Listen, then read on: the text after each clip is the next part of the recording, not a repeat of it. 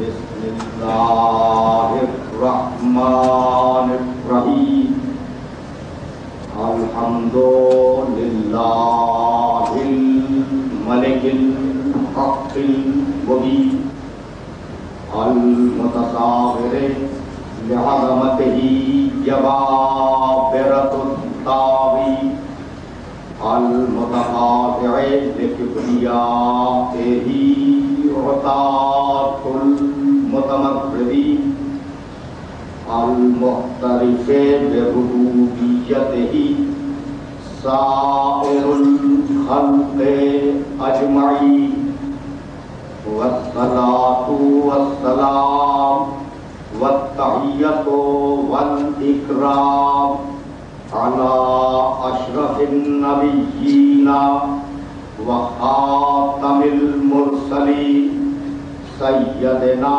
و مولانا ابی القاسم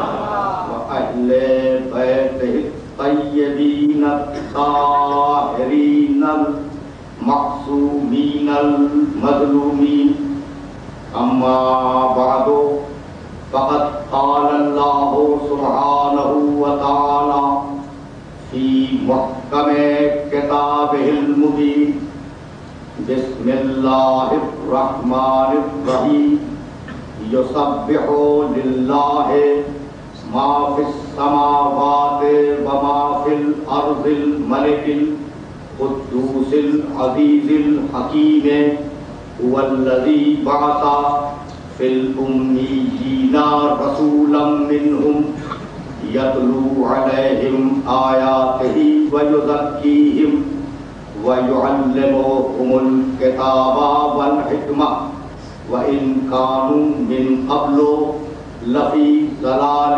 مبین وآخرین منہم لما يلحقوا بهم وهو العزیز الحکیم صلی اللہ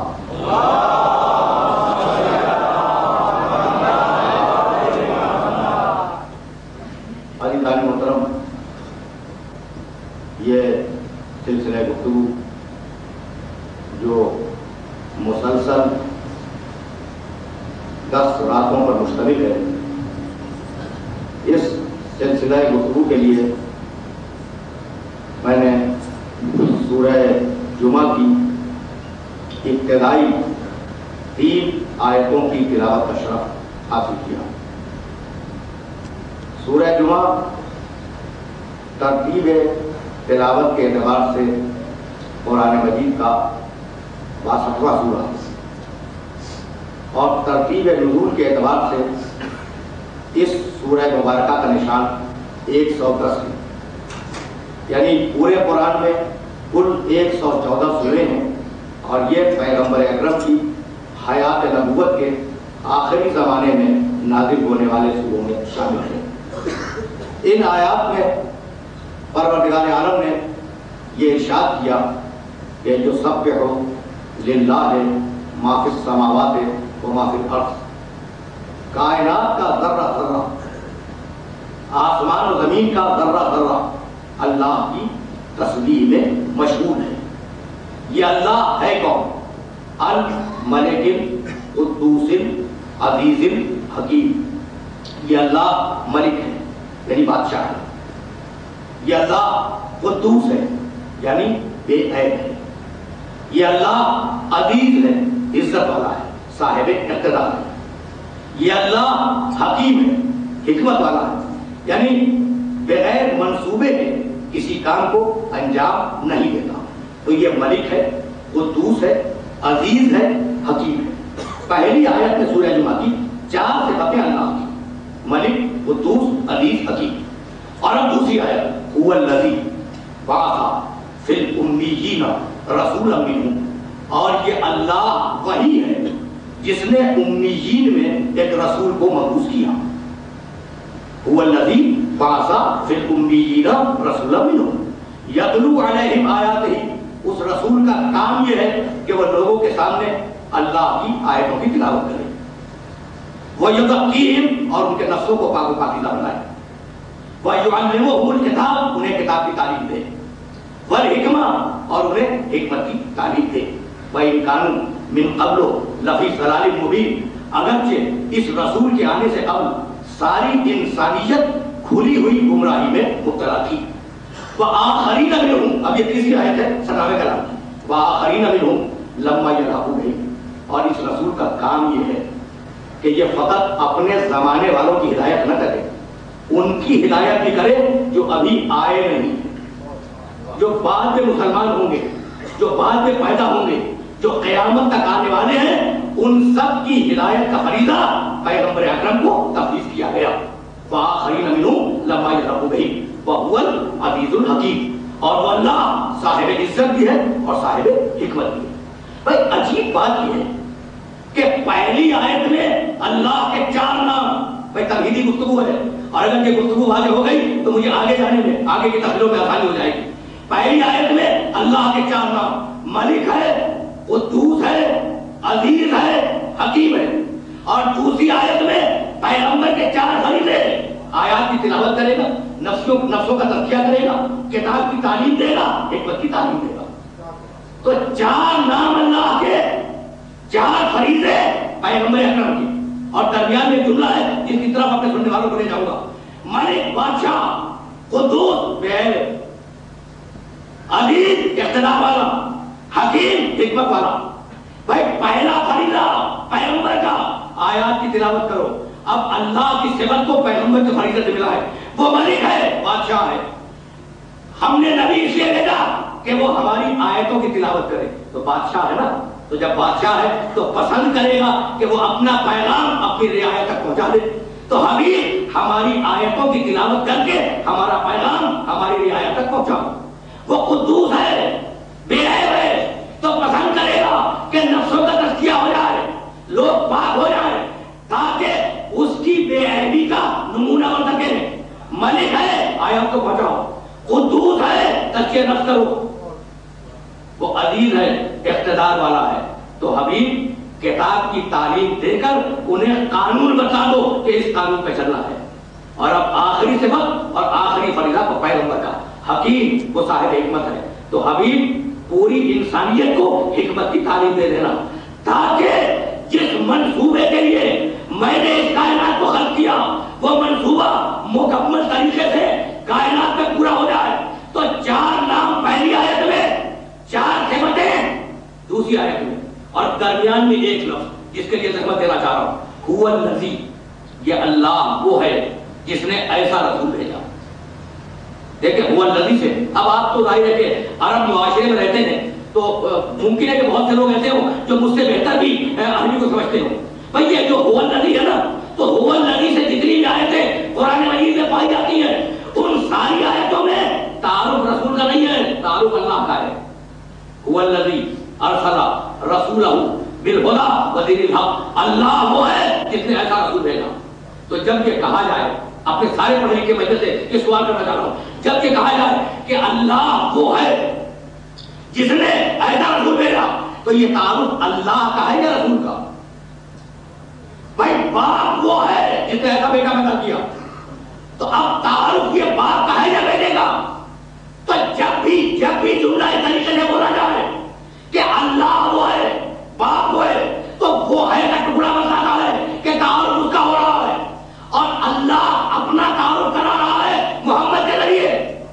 پھر مجھے کہنا یہی ہے، هو الذی، اللہ وہ ہے جس نے ایسا رسول بھیجا، یعنی محمد کے وسیلے سے اللہ نے اپنا تعارف کرایا۔ تو جب خدا اپنے تعارف میں محمد کے وسیلے کا محتاج ہو تو مسلمان محمد کا حق خدا کا کرنے چلے جائیں گے۔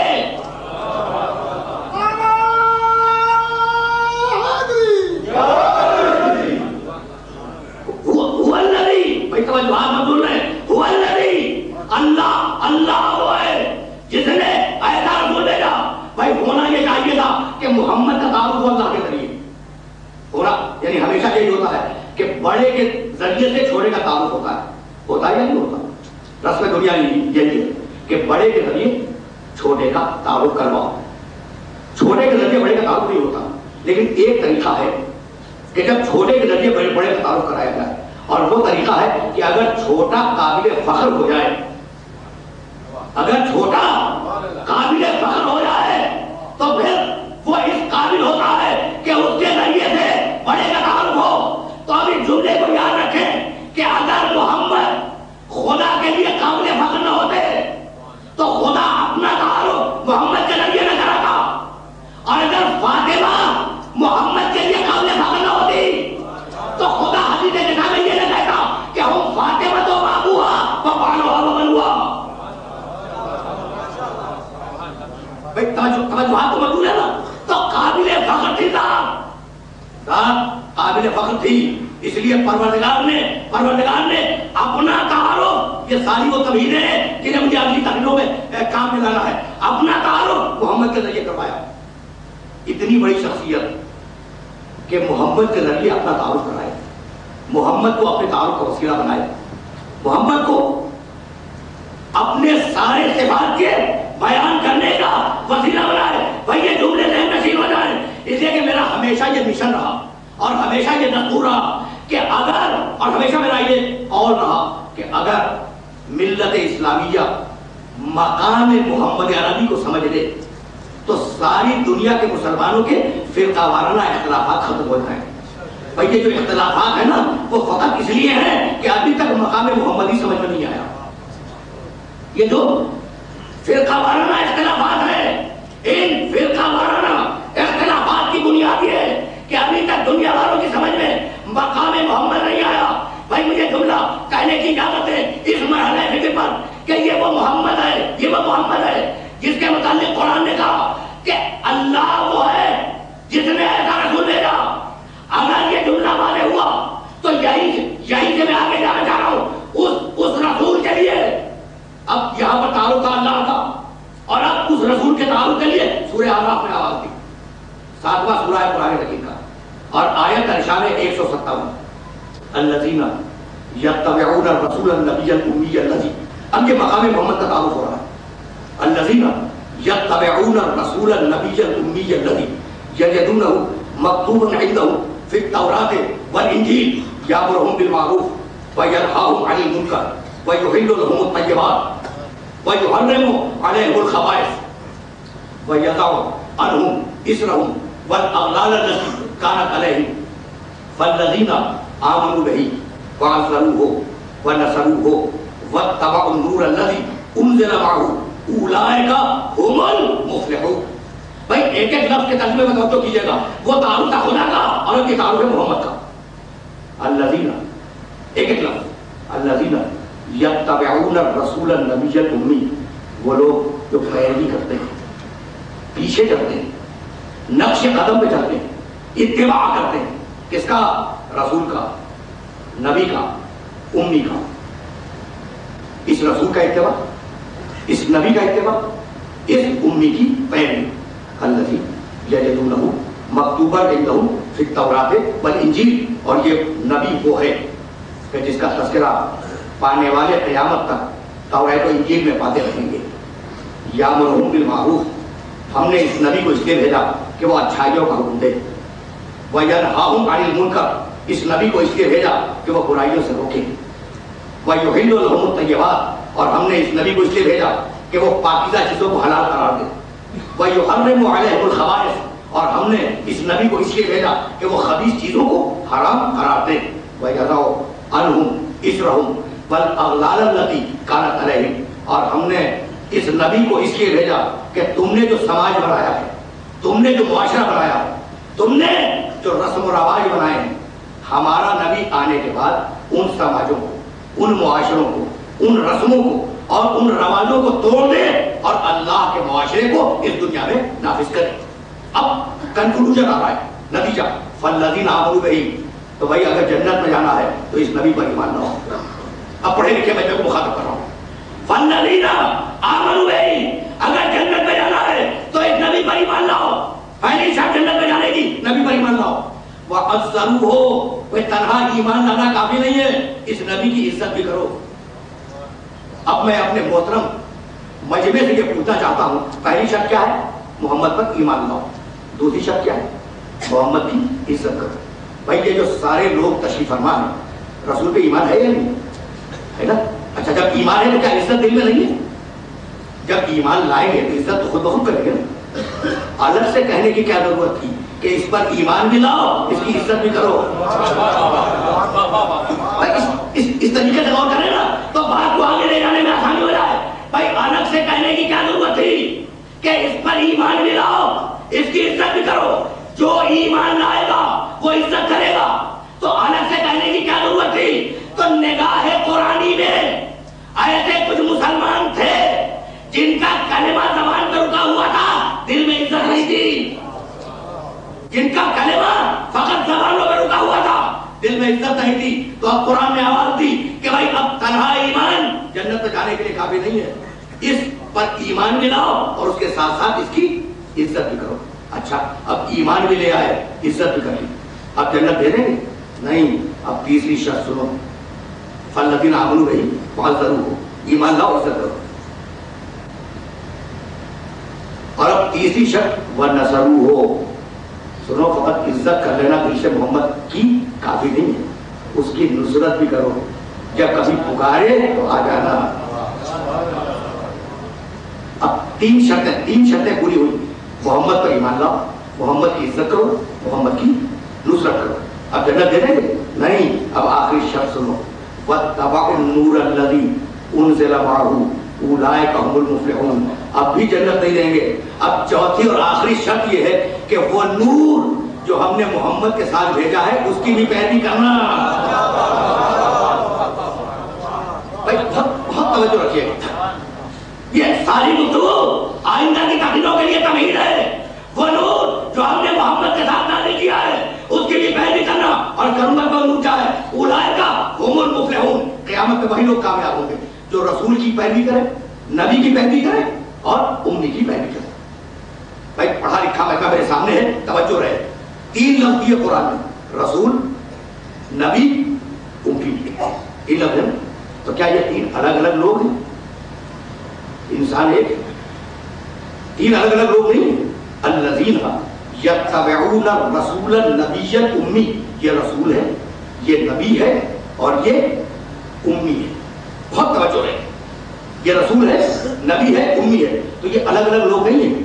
انسان ایک ہے, ایک حیثیت سے رسول ہے, دوسری حیثیت سے نبی ہے, تیسری حیثیت سے یہ امی ہے. تو رسول کے معنی اللہ کے پیغام کو پہنچانے والا, نبی کے معنی اللہ کے پیغام کو لینے والا. جب پیغام لے رہا ہے تو نبی ہے, جب پیغام دے رہا ہے تو رسول ہے. دیکھیے بہت نازک مرحلہ فکر ہے, اور میں چاہ رہا ہوں کہ اس نازک مرحلہ فکر سے میں آسانی کے ساتھ گزر جاؤں, اور انہی دو نقطوں پہ مجھے رکنا ہے. جب پیغام لے رہا ہے تو نبی ہے, جب پیغام دے رہا ہے تو رسول ہے. تو رسول کے معنی پیغام دینے والا, نبی کے معنی پیغام لینے والا, اور امی کے معنی جسے نہ لکھنا آئے نہ پڑھنا آئے. بھائی ترجمے میں یہی لکھا ہے, اور آج کے حد تک میں امی کے معنی بیان بھی نہیں کروں گا, لیکن ترجموں میں دنیا میں جتنے بھی ترجمے ہوئے, انگریزی زبان میں ہوئے ہوں, اردو زبان میں ہوئے ہوں, پاکستان میں ہوئے ہوں, ہندوستان میں ہوئے ہوں, امی کے معنی جسے نہ لکھنا آئے نہ پڑھنا آئے, ہے نا. رسول ہے, نبی ہے, امی ہے. اب عرض کروں جسے نہ لکھنا آئے نہ پڑھنا آئے. بھائی مقام محمد کو سمجھ لو, سارے اختلافات ختم ہو جائیں گے. آج اس منزل پہ گفتگو کو روکنا ہے تو امی وہ جسے نہ لکھنا آئے نہ پڑھنا آئے. کچھ یاد ہے کہ غار حرا میں پہلی وحی کیا نازل ہوئی؟ اگر پہلی وحی میرے محترم سننے والوں کے ذہن میں ہو تو مجھے بات کرنے میں آسانی ہوگی. امی کون؟ جسے نہ لکھنا آئے نہ پڑھنا آئے. تو محمد امی ہے, نعوذ باللہ, اسے نہ لکھنا آتا تھا نہ پڑھنا آتا تھا. پہلی وحی دیکھیں, جب کوئی سربراہ بنتا ہے نا جمہوریت میں, تو پہلی جو تقریر کرتا ہے اس میں اس کی پالیسی ہوتی ہے. اب یہ پہلی وحی پیغمبر پہ نازل ہو رہی ہے, تب اس میں پالیسی ہوگی نا, اس میں پالیسی ہوگی. توجہ رہے, 5 آیتیں اتری. بسم اللہ الرحمن الرحیم, اقرا باسم ربک الذی خلق, خلق الانسان من علق, اقرا وربک الاکرم الذی علم بالقلم, علم الانسان ما لم یعلم. حبیب پڑھو اپنے رب کے نام سے جس نے خلق کیا. خلق الانسان من علق, جس نے انسان کو جمے ہوئے خون سے خلق کیا. اقرا دوبارہ کہا پڑھو, وربک الاکرم, تمہارا رب بہت کریم ہے. الذی علم بالقلم, جس نے قلم سے لکھنا سکھلایا. الذی علم بالقلم, جس نے قلم سے لکھنا سکھلایا. علم الانسان ما لم یعلم, اور انسان کو وہ سب کو سکھلا دیا جو انسان نہیں جانتا تھا. تو پہلی وحی میں پیغمبر سے 2 مرتبہ کہا گیا پڑھو. کہا گیا نا کہ بچے میرے سامنے بیٹھے ہوئے, اگر مجھے پیاس لگ جائے اور میں ان سے کہوں کہ اقرا مجھے پانی لا کے دینا, تو سارا مجمع کہے گا مطالبہ معقول ہے, بچہ اٹھے گا, اٹھنے پر پانی لا کے دے دینا, ہے نا. لیکن اگر میں ان بچوں میں سے کسی بچے سے کہوں ہوا میں اڑ جاؤ, تو یہ سارا مجمع مجھے احمق کرے گا. کیوں؟ اس لیے کہ اس کام کا مطالبہ کر دیا جو یہ کر نہیں سکتا. تو اگر پیغمبر کو پڑھنا نہیں آتا تھا تو یہ 2 مرتبہ پڑھو کا حکم محمد ہو جائے گا, اور اعتراض محمد پہ نہیں ہوگا, خدا پہ ہوگا. اعتراض ذات محمد پہ نہیں ہوگا, خدا پہ ہوگا. تب 2 مرتبہ کہا کہ پڑھو, اور 1 مرتبہ کہا کہ ہم نے لکھنا سکھلایا. تو اب مجھے جملہ کہنے کی اجازت ہے کہ بھائی تمہارا خیال یہی ہے نا کہ لکھ نہیں سکتا تھا, پڑھ نہیں سکتا تھا. تمہارا خیال یہ کہ نہ لکھ سکتا تھا نہ پڑھ سکتا تھا, تو جب قلم مانگ رہا تھا تو دے دیتے. بھائی اگر لکھنا نہیں جانتا تھا تو جب قلم مانگ رہا تھا کہ میں کچھ لکھ دوں تو دے دیتے. تو زبان سے کہہ رہے تھے کہ لکھنا نہیں جانتا, اور دل میں خطرہ تھا کہ اگر قلم دیں گے تو لکھ دے گا. بھائی میرا میسج کنوے ہوا یا نہیں؟ زبان سے کہہ رہے ہیں کہ لکھنا نہیں جانتا, اور دل میں خطرہ تھا کہ اگر قلم دیں گے تو لکھ دے گا. تو جہاں زبان میں اور دل میں اختلاف ہو جائے اسی کا نام منافقت ہے, کچھ اور نہیں ہے. بھائی بہت توجہات مقبول رہے. اب امی کے معنی یہ تو نہیں ہو سکتے کہ وہ جاہل ہو. کیا ہے اگلی تقریروں میں طے کریں گے. 2 لفظوں پر میں آج کے حد تک رک رہا ہوں.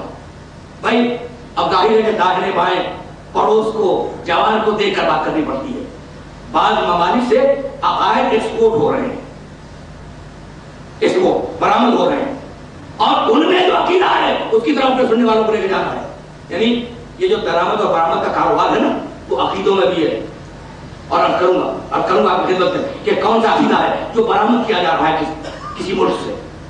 رسول جو خبر پہنچائے, نبی جو خبر لے. 2 لفظ ہو گئے, ان دونوں لفظوں کو ذہن میں رکھیں. تیسرا لفظ اولو العزم, جو بگڑے ہوئے معاشرے میں اللہ کی نئی شریعت کو رائج کرے, اسے کہتے ہیں اولو العزم, صاحب شریعت. اور اب چوتھا اور آخری لفظ خاتم النبیین, جس پر نبوت ختم ہو جائے. تو یہ چاروں لفظ محفوظ ہو جائے. نبی جو خبر دے, رسول جو خبر پہنچائے, اولو العزم 5 ہیں جو نئی شریعت لا ہے اللہ کی, خاتم النبیین جس پر ساری نبوتیں ختم ہو جائے.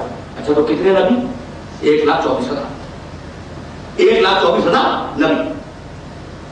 سارے انسان کو نبی نہیں بنائے گئے, 1,24,000 سارے انسانوں میں سے چنا 1,24,000 کو. اچھا تو کیا وہ سارے 1,24,000 رسول بنا دیے گئے؟ نہیں, ان میں سے اللہ نے چنا 313 رسولوں کو. اچھا کیا ان سارے 313 رسولوں کو اولو العزم بنا دیا؟ نہیں, ان 313 رسولوں میں سے چنا 5 اولو العزموں کو. اور کیا وہ 5 کے 5 اولو العزم خاتم النبیین بنائے گئے؟ نہیں, ان 5 میں سے اللہ نے چنا 1 محمد کو ختم نبوت کے لیے. تو ہر انسان نبی نہیں ہے, ہر نبی رسول نہیں ہے, ہر رسول اولو العزم نہیں ہے, اور ہر اولو العزم محمد نہیں ہے. تو اب انسان یہ نہیں کہہ سکتا کہ ہم نبی جیسے. بھائی اب عقیدے کی برآمد باتیں ہو رہی ہے. انسان یہ نہیں کہہ سکتا, بھائی توجہ رہے, انسان یہ نہیں کہہ سکتا کہ ہم نبی جیسے, نبی یہ نہیں کہہ سکتا کہ ہم رسول جیسے, رسول یہ نہیں کہہ سکتا کہ ہم اولو العزم جیسے, اور اولو العزم یہ نہیں کہہ سکتا کہ ہم خاتم النبیین جیسے.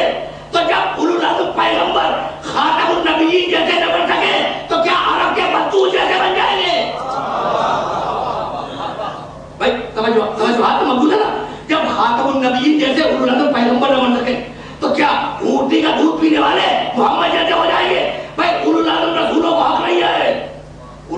رسولوں کو حق نہیں ہے کہ وہ اپنے آپ کو کہیں محمد جیسا؟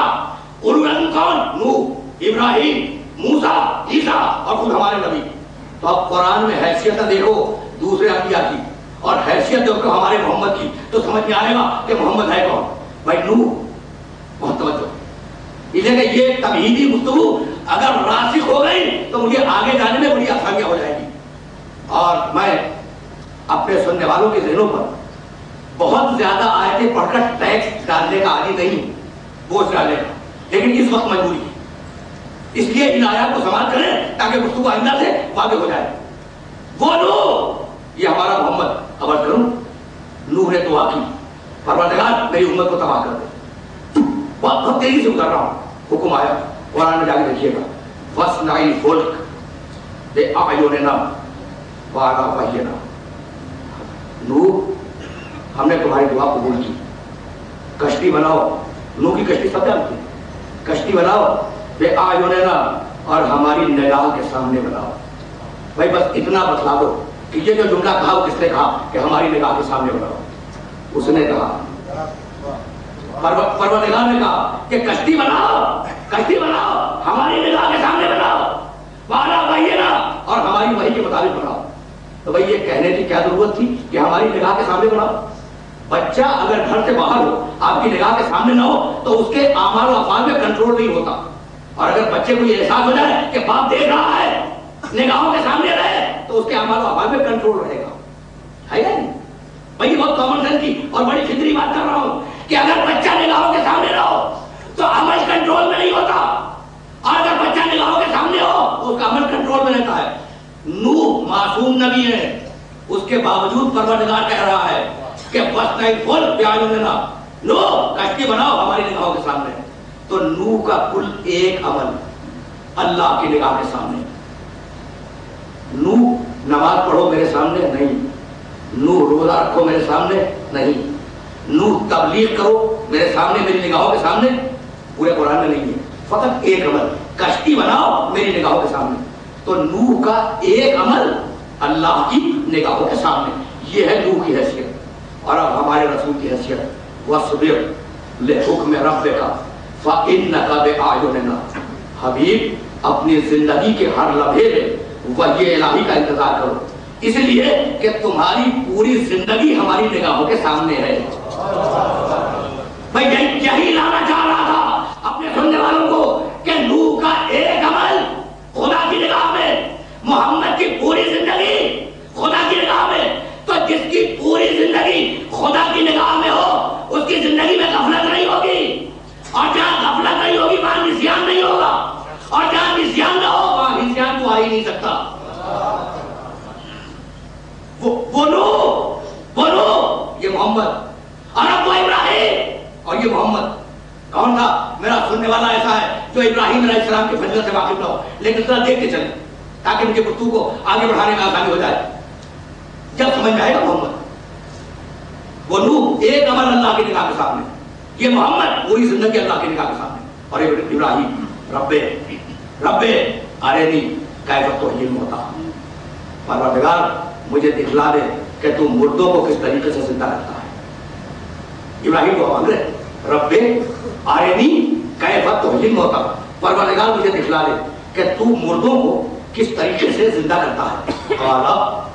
قال اولم تؤمن، جلال آ گیا مشیت کو.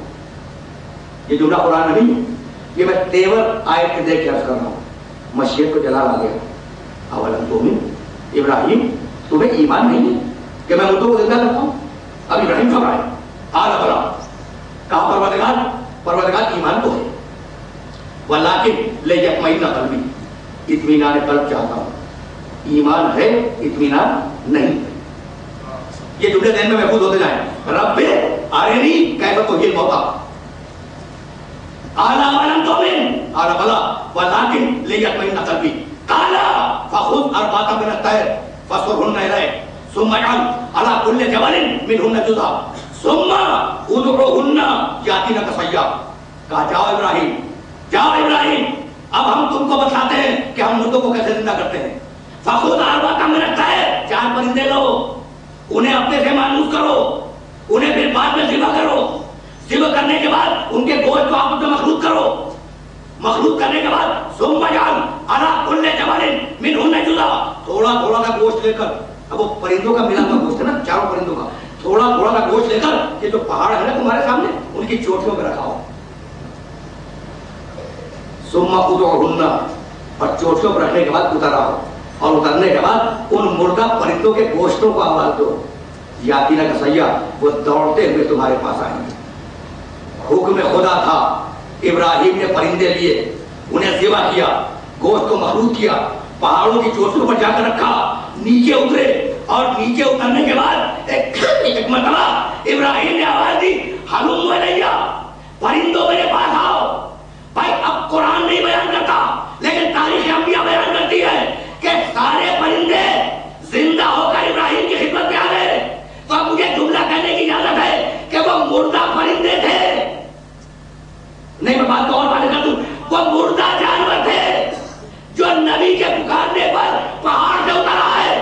اب ان زندہ انسانوں کو کیا کہیں کہ نبی پکار رہا ہو، پہاڑ کی طرف جا رہے ہو.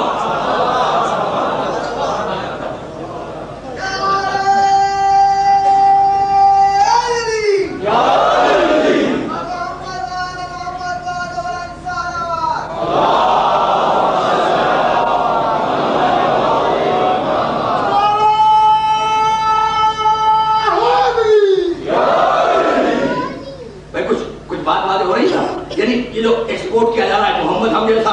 بھائی جب ابراہیم محمد جیسا نہیں تو تم مجھ جیسے کیسے ہو جاؤ گے؟ اب عرض کروں کہ ابراہیم کیسے محمد جیسا نہیں؟ قال بلا ولکن لیطمئن قلبی، پروردگار ایمان ہے لیکن پروردگار میرے پاس اطمینان نہیں ہے. خود ابراہیم کہہ رہے ہیں کہ اطمینان نہیں ہے. اب عرض کروں محمد کی شان، کون سا میرا سننے والا ایسا ہے جو اس آیت سے واقف نہ ہو؟ یا ایتھا النفس المطمئنہ، میرا کون سا ایسا محترم سننے والا ہوگا جو اس آیت مبارکہ سے واقف نہ ہو؟ یا ایتھا النفس المطمئنہ ارجعی الی ربک راضیۃ مرضیہ، اے اطمینان رکھنے والے نفس واپس آ جا اپنے اللہ کے پاس. تو ابراہیم کے پاس اطمینان نہیں ہے اور محمد کے پاس اطمینان ہے. تو اب ابراہیم کے افضل ہے یا نہیں محمد؟ نہیں. بھائی جملہ سنیں اور اب اس جملے کو قیامت تک کے لیے اپنے دلوں میں محفوظ رکھیں. صاحب نفس مطمئن محمد. یہ جملہ کیوں کہہ رہا ہوں؟ اس لیے کہ عالم اسلام کا اس بات پر اتفاق ہے کہ سارے پیغمبروں میں سب سے افضل ابراہیم، اور ابراہیم کے اندر کل ہے ہمارا نبی. تو اب ابراہیم کے پاس اطمینان نہیں ہے. جب ابراہیم کے پاس نہیں ہے تو باقی انبیاء کے پاس کیا ہوگا؟ ہے نہیں. تو اب جس کے پاس اطمینان ہے وہ ہے محمد. میں سمجھ ہو رہے. تو اب رسول کون؟ صاحب نفس مطمئن. کیا کہا اللہ نے اس سے؟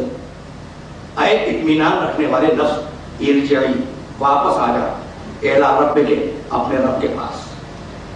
واپس آ جا اپنے رب کے پاس. بلایا نا محمد کو کہ تبلیغ کر کے پیغام دے کر تم واپس آ جاؤ اللہ کی بات میں.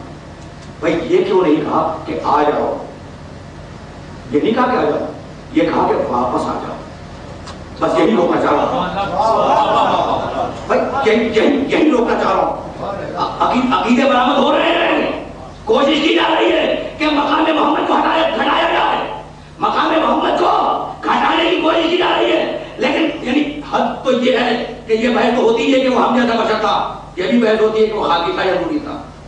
ہوتی نہیں ہوتی. یعنی کوشش منصوبے کے ساتھ کوشش کی جا رہی ہے کہ محمد کو نعوذ باللہ خاکی ثابت کیا جائے. اور یہ بحث کتابوں میں آئی کہ محمد خاکی تھا یا نوری تھا. پوری کتابیں ہیں. کسی نے کہا نہیں وہ تو مٹی کا پتلا تھا، کسی نے کہا کہ نہیں وہ نور سے بنا تھا. یہ بحثیں ہو رہی ہے نا. اب قرآن کیا کہتا ہے؟ کہتا ہے ارجعی الی ربک، محمد واپس آؤ اپنے رب کی بارگاہ میں. واپس آؤ. آؤ نہیں، واپس آؤ. آپ مجلس میں آئے ہیں یا واپس آئے ہیں؟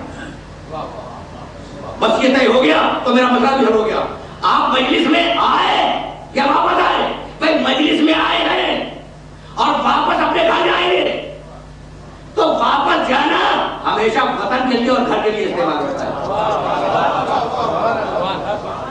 بھائی میں شارجہ میں آیا ہوں یا واپس آیا ہوں؟ میں آیا ہوں، اور جب کراچی جاؤں گا واپس جاؤں گا. تو واپس جانا ہمیشہ وطن کے لیے اور گھر کے لیے استعمال ہوتا ہے. اے محمد آ جا, نہیں واپس آ جا. اس واپس آ جا نے بتا دیا کہ محمد کا وطن زمین نہیں ہے, محمد وہاں کا رہنے والا ہے. تو اب یہ بحث نہ کرنا کہ وہ خاکی تھا یا نوری, بھائی وہ رہنے والا ہے عرش کا. اگر وہاں خاک ہوگی تو خاکی ہوگا, اگر وہاں نور ہوگا تو نوری ہوگا.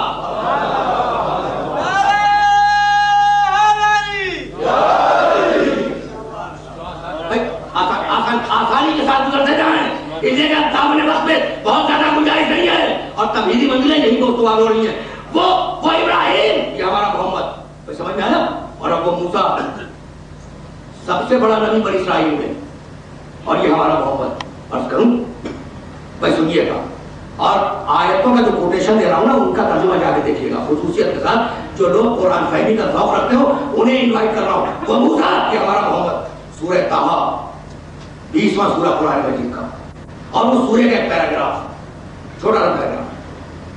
اذهب الى فرعون انه طغى, جاؤ موسیٰ فرعون کے دربار میں جاؤ, فرعون نے بڑی سرکشی اختیار کی. قال رب اشرح لي صدري ويسر لي امري واحلل عقدة من لساني يفقهوا قولي واجعل لي وزيرا من اهلي هارون اخي. درمیان سے میں نے آیتیں چھوڑ دی. قد اوتیت سؤلک یا موسیٰ, ٹھنڈے جیسے تلقا سنیے, بہت ٹھنڈے جیسے. اذهب الى فرعون انه طغى, موسیٰ جاؤ فرعون کے دربار میں جاؤ, اس نے بڑی سرکشی اختیار کی. قال, موسیٰ نے کہا, دعا مانگی. اب قال کا ترجمہ میں کر رہا ہوں, دعا مانگی. رب اشرح لي صدري, پروردگار میرے سینے کو کھول دے. ویسر لي امری, میرے کام کو اور امر نبوت کو آسان بنا دے. واحلل عقدة من لسانی یفقهوا قولی, اور پروردگار میری زبان کی گتھیوں کو کھول دے تاکہ لوگ میری بات سمجھ سکیں. واجعل لي وزیرا من اہلی, اور پروردگار میرے لیے میرے خاندان سے میرے اہل سے مجھے ایک وزیر دے دے. نام کیا ہے؟ ہارون. رشتہ کیا ہے؟ اخی, وہ میرا بھائی. آیت میں نے چھوڑ دیا درمیان. قد اوتیت سؤلک یا موسیٰ, جاؤ موسیٰ ہم نے تمہاری دعائیں قبول کی. بہت توجہ رکھیے, بہت توجہ رکھیے. اب ساری دعاؤں میں کثرہ مقصود نہیں ہے. واجعل, قرار دے, چونکہ وہ مجمع ہے میرے سامنے جو عربی زبان سے مانوس ہے, اس لیے میں یہ لفظوں کو الگ الگ کر رہا ہوں. واجعل, قرار دے, لی, میرے لیے, وزیرن, ایک وزیر, من اہلی, میرے ہی خاندان سے. نام کیا ہے؟ ہارون. رشتہ کیا ہے؟ اخی, میرا بھائی ہے. تو موسیٰ وزیر مانگ رہے ہو نا, نام بتلا رہے ہو, رشتہ داری بتلا رہے ہو, اہلیت بتلا رہے ہو, یہ بھی بتلا رہے ہو کہ خاندان سے ہے, تو خود وزیر بنا کیوں نہیں لیتے؟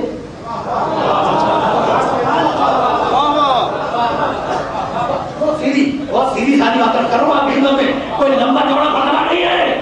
اور تمہید کو انہی منزلوں میں ختم ہو جانا ہے. نام بتا رہے ہو ہارون, رشتہ بتا رہے ہو میرا بھائی ہے, کہہ رہے ہو کہ میرا اہلی, اہل بھی ہے, اہلیت بھی رکھتا ہے, میرے خاندان دیکھیے, تو خود وزیر بنا لوں. کہا کہ نہیں, میں وزیر بنانے کی دعا تو مانگ سکتا ہوں, خود وزیر نہیں بنا سکتا. تو جس کام کو معصوم نبی انجام نہ دے سکے اسے فاسق امتی کیسے انجام دے سکے؟ سوچنے والی بات ہے. تو یہ ہے موسیٰ کی حیثیت. بھائی اگر خدا کی قسم آپ کے جملے کو ذہن رکھیے گا, اگر عربی زبان سے مزاج آشنا مجمع میرے سامنے نہ ہوتا تو میں اب محمد کے سلسلے کی آیت کرنا پڑتا. لیکن چونکہ آپ عرب معاشرے میں رہتے ہیں, عرب سماج میں رہتے ہیں, عربی زبان سے مانوس ہیں, تو آپ خود ہی موسیٰ کی دعا, اب محمد کی دعا میں کہا جاؤ. ایک مرتبہ موسیٰ کی دعا اور سنیں, کہا موسیٰ نے دعا مانگی, یہی سے شروع ہوئی تھی نا. اچھا آپ درمیان سے دعائیں چھوڑ دی. وجعل لی وزیرا من اہلی ہارون اخی, یہ چاروں پانچوں جملے ذہن کے اندر محفوظ ہو جائیں. اور اب محمد کی دعا, سورہ بنی اسرائیل 17واں سورہ قرآن مجید کا. بول, اب کالا نہیں ہے, بول رب ادخلنی مدخل صدق واخرجنی مخرج صدق واجعل لی من لدنک سلطانا نصیرا. حبیب دعا مانگو بول کے مانی کہو دعا مانگو پروردگار مجھے سچائی کے ساتھ مکے سے باہر نکال دے، یہ ہجرت کے وقت کی دعا ہے. اور حبیب دعا مانگو کہ مجھے سچائی کے ساتھ مدینے میں داخل کر دے. وجعل لی من لدنک سلطانا نصیرا، اور پروردگار اپنے پاس سے مجھے ایک طاقتور مدد کرنے والا دے دے.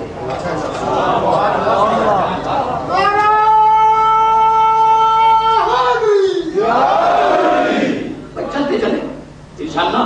ابھی تو یہ میرا اور آپ کا پہلا سابقہ ہے نا، تو انشاءاللہ جب گفتگو پھیلے گی تو کچھ مسائل عرض کروں گا، لیکن اب دونوں دعائیں برابر سے رکھیں. جاؤ موسیٰ فرعون کے دربار میں، اس نے بڑی سرکشی اختیار کی. کہا موسیٰ نے دعا مانگی، یہی ہے نا. اور محمد قول ابھی دعا مانگو، تو موسیٰ نے دعا مانگی اپنی مرضی سے، محمد نے دعا مانگی حکم الہی سے. موسیٰ اور محمد کا فرق سمجھ میں آ گیا. موسیٰ نے دعا مانگی اپنی خواہش سے، محمد نے دعا مانگی حکم الہی سے. قول ابھی دعا مانگو، کیا دعا مانگو؟ وجعل قرار دے لی میرے لیے من لدن کا اپنے پاس سے سلطانن طاقتور نصیرہ ایک مدد کرنے والا. تو پروردگار جب تو یہ جانتا ہے کہ محمد کو ایک مدد کرنے والے کی ضرورت ہے تو یہ ضد کیوں ہے کہ دعا مانگے تو دے گا؟ دے دے. یہ دعا منگوانے کی ضرورت کیا ہے؟ تو بتلانا یہی تھا کہ یہ وہ رسول ہے جو اپنی مرضی سے دعا تک نہیں مانگتا. تو جو رسول اپنی مرضی سے دعا تک نہ مانگے کیا وہ اپنی مرضی سے بیٹی کے لیے کھڑا ہوگا؟ یہ وہ بندے لے جا رہا ہے. وہ رسول جو اپنی مرضی سے دعا تک نہ مانگے کیا اپنی مرضی سے بیٹی کے لیے کھڑا ہو جائے گا؟ کیا اپنی مرضی سے نوازوں کے لیے ناکام ہو جائے گا؟ کیا اپنی مرضی سے کسی کو گود پہ مدد کرے گا؟ کیا اپنی مرضی سے کسی کو خرید کرے گا؟ کیا اپنی مرضی سے کسی کو گھر سے باہر نکالے گا؟ جو ہوگا وہ مرضی الہی سے ہوگا. جو ہوگا وہ مرضی الہی سے ہوگا. تو بھائی دعاؤں کو ایک مرتبہ اور سنیں تاکہ مجھے بات کرنے میں آسانی ہو جائے. موسیٰ کی دعا اپنی مرضی سے، محمد کی دعا حکم الہی سے. بات تو طے ہو گئی نا. اب ذرا سی کمپیریٹیو اسٹڈی کر لیں. موسیٰ کی دعا وجعل قرار دے لی میرے لیے وزیرن ایک وزیر میرے اہلی میرے ہی خاندان سے. موسیٰ نے وزیر کہاں سے مانگا؟ اپنے خاندان سے. دیکھیں نا. اب محمد کی دعا جا کے ترجمہ دیکھیے گا قرآن میں سورہ بنی اسرائیل میں. وجعل قرار دے لی میرے لیے من لدن کا اپنے پاس سے. پڑھا لکھا بندہ بیٹھا ہوا ہے اس لیے میں نے اس مسئلے کو چھیڑا. توجہ مقبول ہے. موسیٰ اور محمد کا موازنہ دیکھیں. موسیٰ نے دعا مانگی وجعل لی وزیرا من اہلی، پروردگار میرے خاندان سے وزیر دے دے. محمد نے دعا مانگی وجعل لی من لدن کا سلطانا نصیرا، پروردگار اپنے پاس سے وزیر دے دے. تو موسیٰ کا وزیر موسیٰ کے خاندان سے آئے، محمد کا وزیر اس کے پاس سے آئے. اب سبب سمجھ میں آیا کہ اسے خانہ کعبہ میں کیوں پیدا کیا.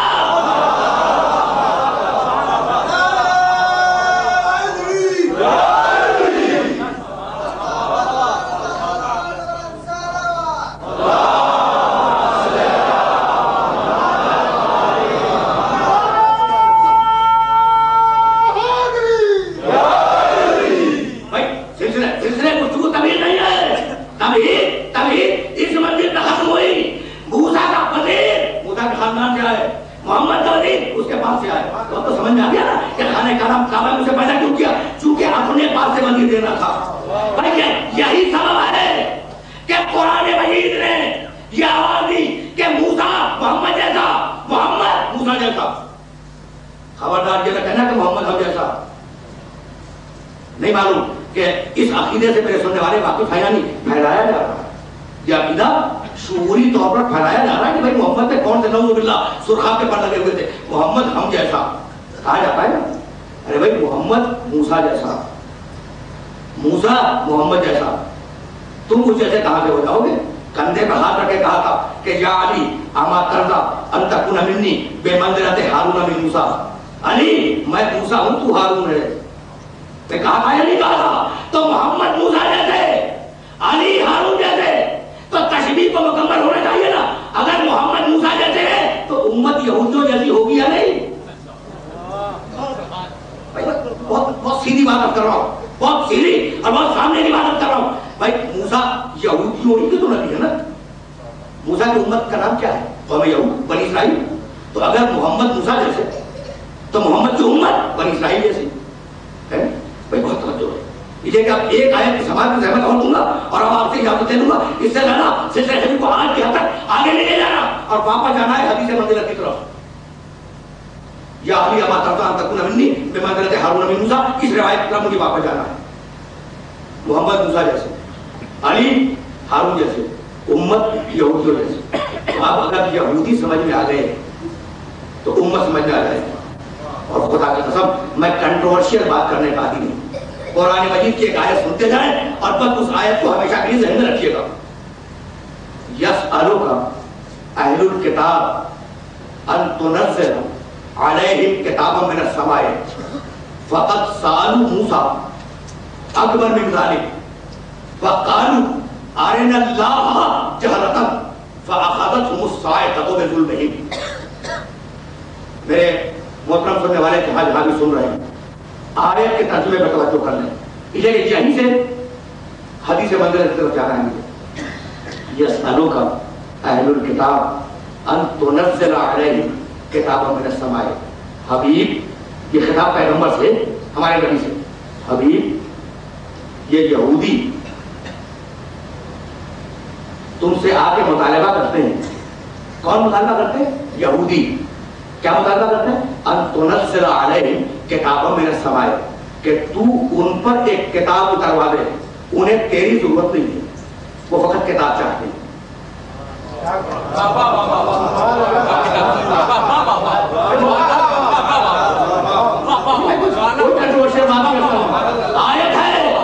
آیت ہے قرآن کی، یسألک اہل الکتاب ان تنزل علیہم کتابا من السماء. یہودی آگے کہتے ہیں کہ انہیں تیری کوئی ضرورت نہیں ہے، تو ان پر براہ راست ایک کتاب اتروا دے، ان کے لیے کافی ہوگی. تو حبیب مت گھبرا. فقط سألوا موسیٰ اکبر من ذلک. موسیٰ سے انہوں نے اس سے بھی بڑا مطالبہ کیا تھا. وقالوا، اور موسیٰ سے کہنے لگے ارنا اللہ جہرۃ، کہ موسیٰ ہمیں اللہ دکھلا دو. فأخذتهم الصاعقۃ بظلمہم. تو یہ مطالبہ اتنا بڑا ظلم تھا کہ ہم نے ان پر بجلی گرا کے انہیں ہلاک کر دیا. تو یہودیوں کے دو مطالبے، ہمیں اللہ دکھلا دو، ہمیں رسول کی ضرورت نہیں ہے، کتاب کافی ہے. تو اب جو بھی خدا کو دیکھنے کا عقیدہ رکھے اور جو بھی کتاب کو کافی سمجھے تو عقیدے میں یہودی ہے یا نہیں؟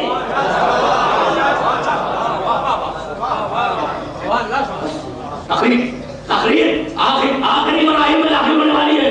اب میں اپنے محترم سننے والوں سے گزارش کروں، اس لیے کہ ظاہر ہے کہ اس مجلس کے بعد غالباً کل سے کچھ عربی زبان میں مجالس کا آغاز ہوگا.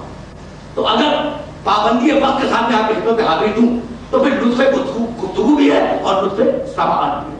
تو میری خواہش ہے کہ میرے سارے محترم سننے والے پابندی وقت کے ساتھ تشریف لائیں تاکہ میں 8 اور 8:15 کے درمیان آپ کی خدمت میں اس مقام پر حاضری دے دوں، یعنی 8:15 سے قبل.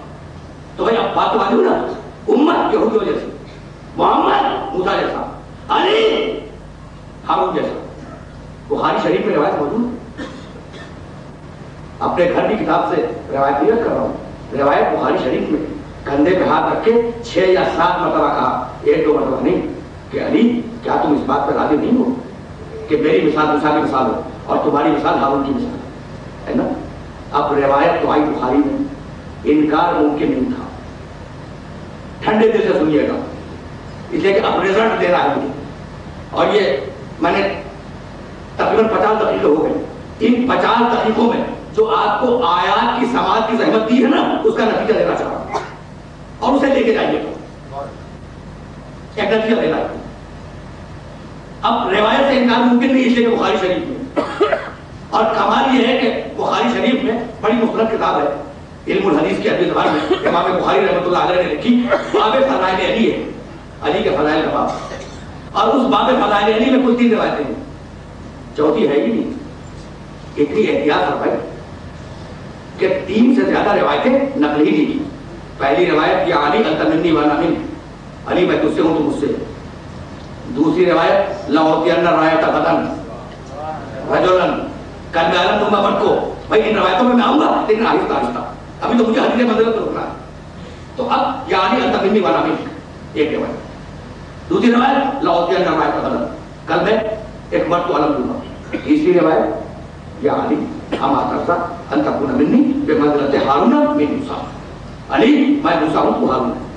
تو بڑی زحمت فرمائی امام بخاری رحمۃ اللہ علیہ نے کہ باب فضائل علی میں علی کی 3 فضیلتیں تحریر فرما دی. بہت رحمت فرمائی، یعنی واقعی بڑی احتیاط کی. لیکن علی کا کمال ہی یہی ہے کہ 3 تو 3 ہے، کوئی ایک فضیلت بھی درست تو ساری فضیلتیں سمٹ کے وہیں پہ آ جاتی ہیں. اور یہ جملہ خطابت نہیں ہے، اس جملے کی دلیل میں آگے کی تقریریں آئیں گی. علی کا کمال یہی ہے کہ ایک فضیلت لکھو ساری فضیلتیں سمٹ کر اسی مقام پہ آ جائے. تو علی میری مثال موسیٰ کی مثال، تیری مثال ہارون کی مثال ہے نا. اب روایت آ گئی بخاری میں، انکار تو ہو نہیں سکتا تھا، انکار ممکن نہیں تھا. تو سنیں گے کہ اس روایت کے ساتھ علماء کا ٹریٹمنٹ کیا تھا. بھائی انہی تقریروں میں اردو کو ختم ہونا ہے. اور یہ جو ساری 50 منٹ کی زحمت تھی وہ اب کنکلوژن کی منزل پہ آ گئی، نتیجے کی منزل پہ. کہا کہ بھائی روایت سے انکار تو ممکن نہیں کہ موسیٰ کی مثال ہے محمد اور ہارون کی مثال ہے علی. اب لکھا علماء نے کہنے لگے کہ چونکہ ہارون کا انتقال موسیٰ کی زندگی میں ہو گیا تھا اور ان کی خلافت ختم ہو گئی، اس لیے علی کی خلافت بھی ختم. یہ دلیل ہے کہ 2500 سال پہلے ہارون کا انتقال ہوا اور 2500 سال کے بعد علی کی خلافت اس انتقال سے ختم ہو گئی. یہ کیا منطق ہے؟ تو اب سوال ہے دستبستہ کہ بھائی یہ تو صحیح ہے کہ موسیٰ علیہ السلام کی زندگی میں ہارون کا انتقال ہو گیا تھا. اگر زندہ رہ جاتے موسیٰ کے بعد تو خلافت کسی اور کے پاس جاتی. تمہاری تو زندہ رہے نا، تو خلافت کے کسی اور کے پاس جانے کا تو کیا ہے؟ تو ایک نے کہا کوئی توجہ رہے، ایک نے کہا کہ چونکہ ہارون مر گئے اس لیے علی کی خلافت ختم. یہ ایک عالم کا قول ہے. وقت ہوتا میرے پاس تو میں علماء کے نام بھی گنا تھا تاکہ آپ ریفرنس کو جا کے دیکھ سکیں. بڑے بڑے علماء لکھا ہے. اب دوسرا قول کہنے لگے کہ یہ جو کہا کہ میں موسیٰ تم ہارون، تو اس سے مراد علی کی تعریف نہیں تھی. ہم نے کہا اچھا تو پھر کیا تھا؟ کہنے لگے یہ علی کی مذمت تھی، برائی تھی. ہم نے کہا برائی کیا تھی؟ یہ علماء نے لکھا ہے. کہنے لگے برائی یہ تھی کہ پیغمبر یہ کہنا چاہ رہے تھے کہ علی تمہاری مثال ہارون کی مثال ہے. جس طریقے سے موسیٰ کی غیر موجودگی میں جب ہارون کو خلافت ملی تو سامری نے ایک گوشالہ بنایا، گائے کا بچڑا، اور ہارون کو چھوڑ کر لوگ اس گوشالے کو پوجنے لگے. تو جیسے ہارون کے زمانے میں افراتفری ہو گئی تھی ویسے ہی علی کے زمانے میں افراتفری ہوگی. تو اب پیغمبر تعریف نہیں کر رہے تھے بلکہ برائی بیان کر رہے تھے. تو ہم نے کہا بھائی اپنے قول پہ جم جانا، اس قول پہ ہٹنا مت. پیغمبر یہی کہہ رہے تھے کہ علی جس طریقے سے ہارون کے زمانے میں لوگوں نے ہارون کو چھوڑ کر گائے کے بچڑے کو ماننا شروع کر دیا، اسی طرح تمہارے زمانے میں تمہیں چھوڑ کر گائے کی پوجا اختیار کریں گے.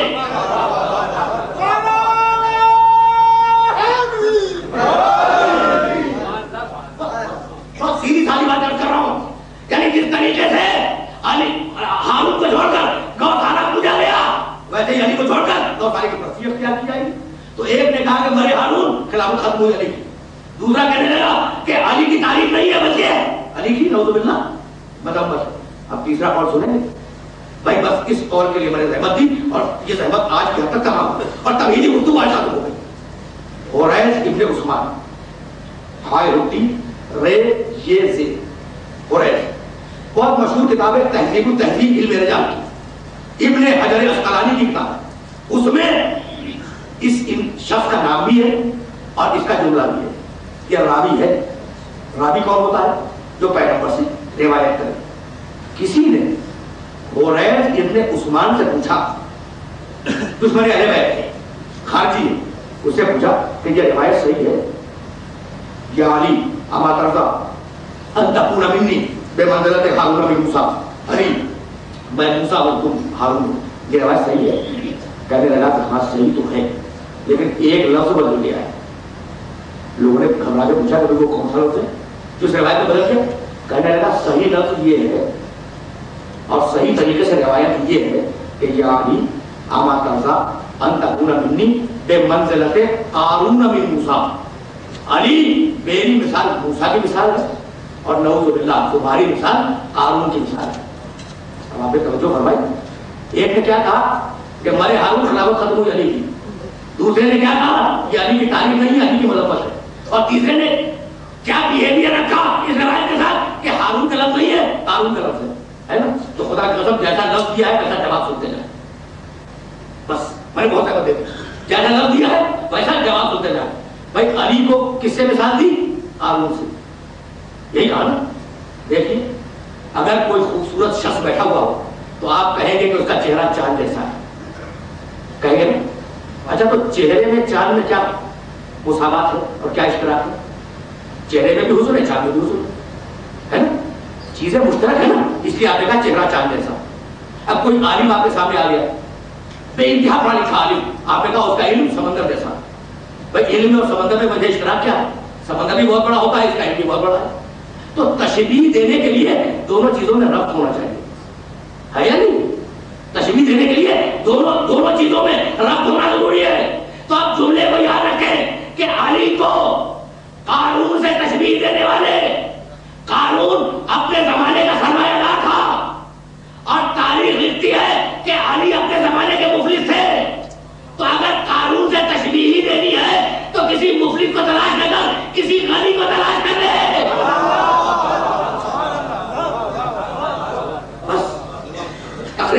تقریر تمام ہوئی اور اب گفتگو کو اس منزل سے آگے نہیں جا رہا.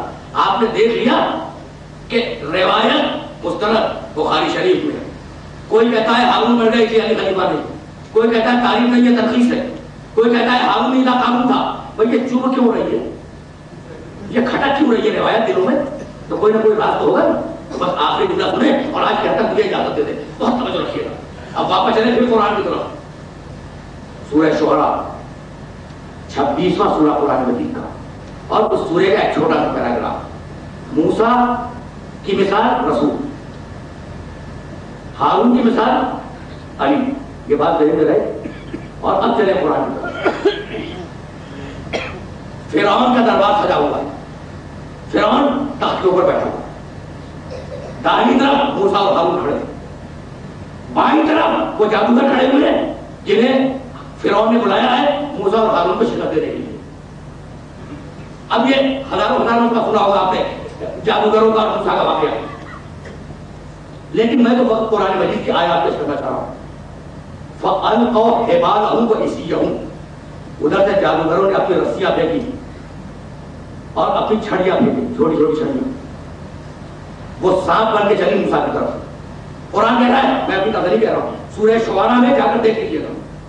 جیسے ہی وہ سانپ چلے موسیٰ کی طرف، فَأَلْقَا مُوسَىٰ عَصَاهُ. موسیٰ نے اپنا عصا پھینک دیا. فَإِذَا هِيَ تَلْقَفُ مَا يَأْفِكُونَ.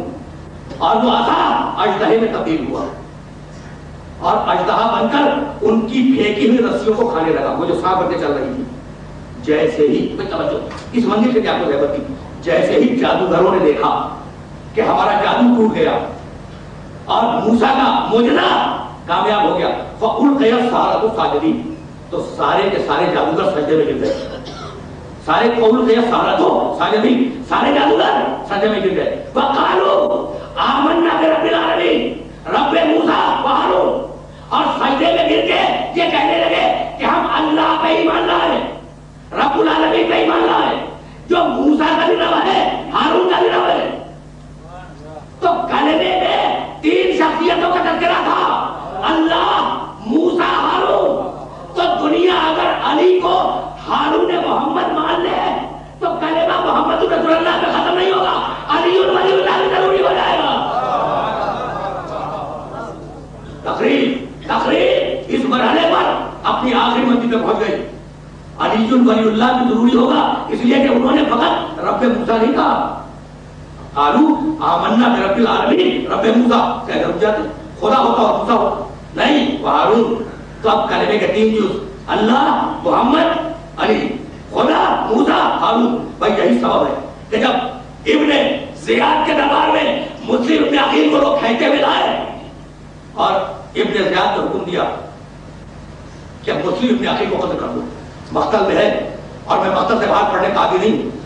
تو جب مسلم کو لوگ کھینچتے ہوئے لے جا رہے تھے تو زبان مبارک مسلم پر تینوں کلمے تھے، اشہد ان لا الہ الا اللہ واشہد ان محمد رسول اللہ واشہد ان علی ولی اللہ. کسی نے چیلنج نہیں کیا کہ یہ کلمے کا تیسرا جز بدعت ہے. اور جب میرا مولا سید سجاد کوفے کے بازار میں لایا گیا اور زید ابن ارقم نے یا سہل ابن سعید نے یہ سوال کیا کہ اے قیدی تم کون ہو؟ کہ میرے مولا نے جواب دینے کے بعد تینوں کلمے پڑھے. بھائی یہ معطل ہے، تینوں کلمے پڑھے. زید ابن ارقم بیان کرتے ہیں، صحابی رسول کے صحابی، وہ بیان فرماتے ہیں کہ میں اس دن کوفے میں داخل ہوا جس دن حسین کا سر لایا جانے والا تھا، اور مجھے علم نہیں تھا، مجھے نہیں معلوم تھا کہ کس کا سر لایا جانے والا ہے. میں نے دیکھا سڑکیں صاف ہیں، لوگوں کے لباس اچھے ہیں، دکانوں پر آئینہ بندی کی گئی ہے، ایک مجمع لگا ہوا ہے. میں قریب گیا، میں نے پکار کے کسی سے پوچھا کہ اے کوفے کے لوگوں، اس مجمع سے کہا اے کوفے کے لوگوں یہ نہ بتلاؤ کہ آج مسلمانوں کی کون سی عید ہے جس سے میں واقف نہیں ہوں. اب صحابی رسول ہے نا، اسے نام ہے کہ میں حکم شریعت کو جانتا ہوں. بھائی کون سی عید ہے آج؟ تمہارے کپڑے بھی اچھے ہیں، تمہاری سڑکیں بھی صاف ستھری ہیں، تمہاری دکانیں بھی آتا ہے، آج تمہاری عید کون سی ہے؟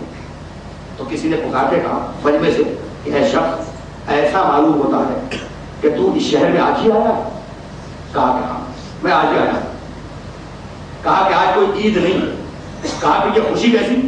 کہا یہ خوشی اس بات کی ہے کہ ایک خروج کرنے والے نے خروج کیا تھا اور اس کا سر ابن زیاد کے دربار میں لایا جانے والا ہے. زید ابن ارقم کہتے ہیں کہ میرے دل میں یہ تمنا پیدا ہوئی کہ میں دیکھوں کہ وہ کون سا خروج کرنے والا تھا جس کا سر اس وضو کو احتشام سے ابن زیاد کے دربار میں آ رہا ہے کہ لوگ بھی سجے ہوئے ہیں، سڑکیں بھی صاف ہیں، آئینہ بندی بھی ہے، عید جیسا منظر ہے. زید ابن ارقم ایک دکان کے چھجے کے نیچے کھڑے ہوئے. اتنے میں کچھ لوگ گھوڑوں پہ سوار گزرے جن کے ہاتھوں میں زرد، نیلے، پیلے اور سب پرچم تھے. وہ پرچموں کو لہراتے ہوئے گزرتے ہیں.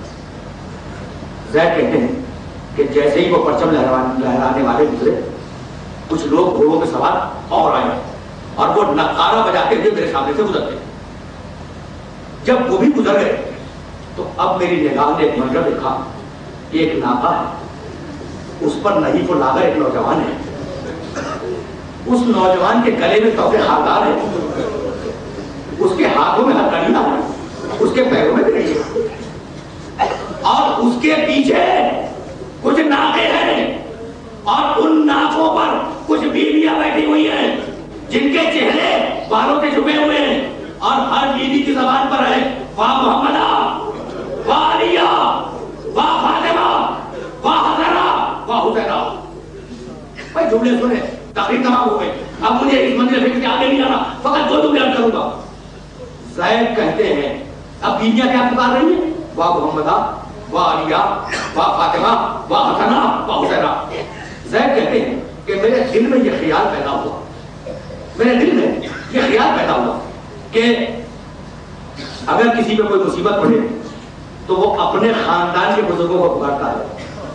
یہ کس خاندان کی عورتیں ہیں کہ جب ان پر مصیبت پڑی تو یہ محمد کو پکار رہی ہے، علی کو پکار رہی ہے، فاطمہ کو پکار رہی ہے، حسنین کو پکار رہی ہے؟ یہ کس خاندان کی عورتیں؟ بس یہ سوچ کر میں اس قیدی کے قریب آیا. بھائی پڑھا لکھا بھائی میرے سامنے بیٹھا ہے اور اب مذاہب کو دور نہیں لے رہا. زید آئے اور کہا السلام علیکم ایھا النصیر. قیدی، قیدی تم پر میرا سلام ہو. قیدی نے جواب سلام دیا اور اس کے بعد سورہ حلاقہ کی آیت پڑھی وَيُطْعِمُونَ الطَّعَامَ عَلَىٰ حُبِّهِ مِسْكِینًا وَیَتِیمًا وَأَسِیرًا.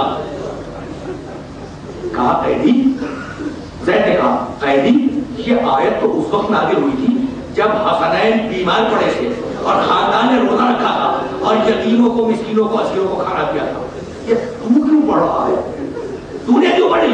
اس قیدی نے دوسری آیت پڑھی فَقُلْ تَعَالَوْا نَدْعُوا أَبْنَاءَنَا وَأَبْنَاءَكُمْ وَنِسَاءَنَا وَنِسَاءَكُمْ وَأَنفُسَنَا وَأَنفُسَكُمْ. زید گھبرا گئے، کہا کہ قیدی یہ اس وقت کی آیت ہے جب محمد اپنے خاندان کو مباہلے کے میدان میں لے گئے. یہ تو نے کیوں پڑھی؟ اس نے تیسری آیت پڑھی انما یرید اللہ لیذھب عنکم الرجس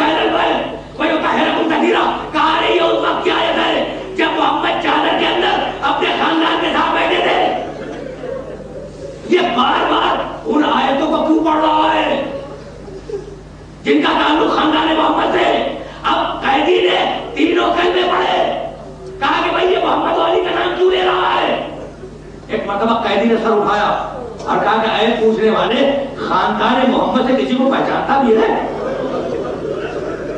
یہ ہے تقریر کا آخری جملہ، خاندان محمد سے کسی کو پہچانتا بھی ہے؟ کہا کہ کیسے نہیں پہچانوں گا، میں صحابی رسول ہوں، میرا شہزادہ حسین زندہ ہے اور اس کا بیٹا سید سجاد زندہ ہے۔ کہا آپ اگر دیکھو گے تو پہچانو گے۔ ارے کہا کہ حسین کو گودیوں میں کھلایا ہے، کیسے حسین کو نہیں پہچانوں گا؟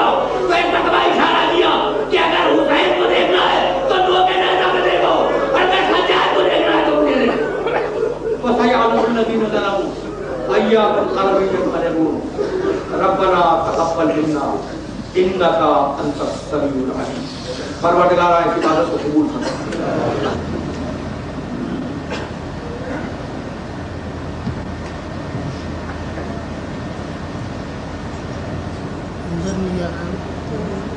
بھی نہیں لائے اگر وہ کیمرہ ادھر ہوتا